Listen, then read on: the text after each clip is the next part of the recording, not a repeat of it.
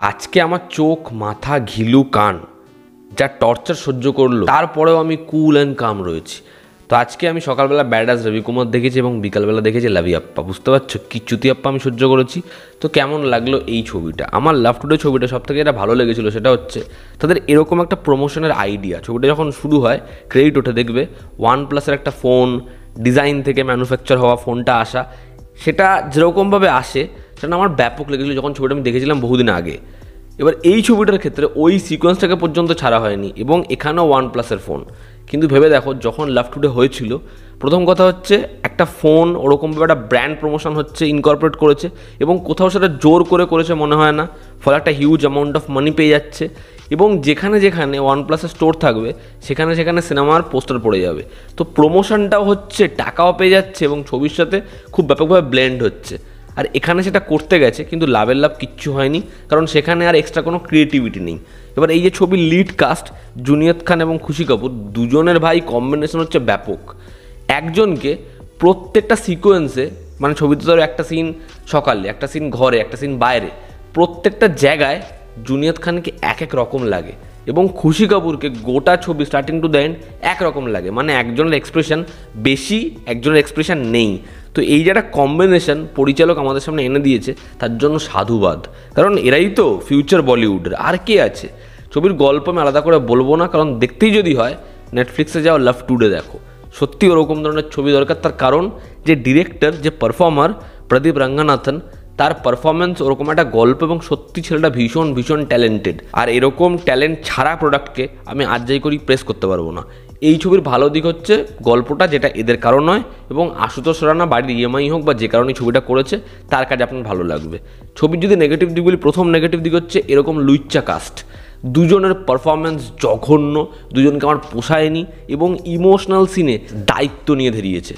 এই ছবির যে ওয়ান লাইনারগুলো, জোকসগুলো, সেগুলো না পৃথিবী হ্যাঁ এরম করলে ওয়ার্ক করবে না, সেগুলোর মধ্যে এক্সপ্রেশনের প্রয়োজন নেই। সেই যে জায়গাগুলো সেগুলো এতটাই মানে হিউমার দিয়ে লেখা আর কি, সেগুলো যদি পারফর্মার একটু সাটল পারফর্ম করে ওগুলো না ভালো লেগে যাবে আমাদের, ওগুলো আমরা মজা পেয়ে যাব। এবং লাভ টুডে যখন এসেছে ওর কনসেপ্টটাই আজকালকার সময়ের ওপরে এত ভালো করে ব্লেন্ড হয় এবং ছবিটা এরকম পরিমাণে লোকে দেখে নিয়েছে এবং প্রদীপ রঙ্গনাথন এবং ওই মেয়েটি দুজনের পারফরমেন্স এত ভালো ছিল যে ওটা আমার মন থেকে জাস্ট মুছতেই পারবে না। তাও যদি হিন্দির কোনো ভালো অ্যাক্টর অ্যাক্ট্রেস বা নতুন কোনো ট্যালেন্ট ভালো যারা কাজ করে তারা করতো, আমি সেটাকে প্রেস করতে পারতাম।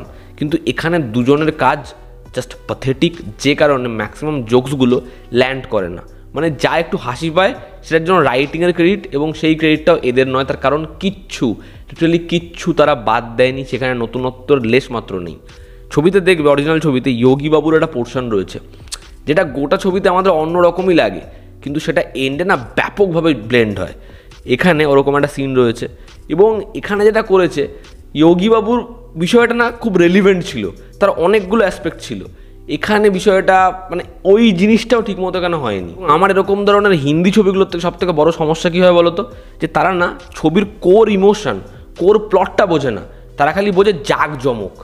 এই ছবিতে যেরকমভাবে প্রত্যেকের বাড়ি, প্রত্যেকের ফোন, প্রত্যেকের ওয়ালপেপার, প্রত্যেককে যেরকমভাবে দেখিয়েছে সব হবে ঝাঁ চকচকে, কিন্তু জিনিসটা কতটা গ্রাউন্ডেড, কতটা রিয়েলিটিতে বিশ্বাস করে এটা বালগুলো বোঝেই না, যে কারণে এই ছবিটা একদমই দাঁড়ায়নি। বাবার সাথে মেয়ের সম্পর্ক, বন্ধুদের সম্পর্ক, এখানে ইমোশনাল যে কনফ্লিক্টটা আসছে, সম্পর্ক আলটিমেটলি কী, এই বিষয়গুলো পুরো ছবিতে বসিয়ে দিয়েছে, কিন্তু একটা জায়গাকেও স্পেস দেয়নি, যে কারণে ছবির এডিটটা হকচকিয়ে দেয়। এবং ছবির গান, তার ভাইবসটা মোটামুটি দিলেও যাদেরকে দেখি গানে পারফর্ম করতে, সেটার জন্য আমার গানগুলোতেও বিরক্ত লাগছে। জুনিয়ত খান, খুশি কাপুর বেটা তুমসে না হো পায়েগা। তো এই ছিল আমার রিয়াকশন লাভিয়াপ্পা ইকুয়ালস টু চুতিয়াপ্পা।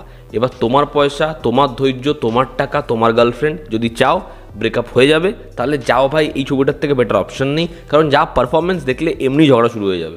এই ছিল আজকের ভিডিও। ভালো লেগে থাকলে লাইক করো, শেয়ার করো, সাবস্ক্রাইব করো। আবার দেখা হচ্ছে, আমাদের পাশে আছে। Take care.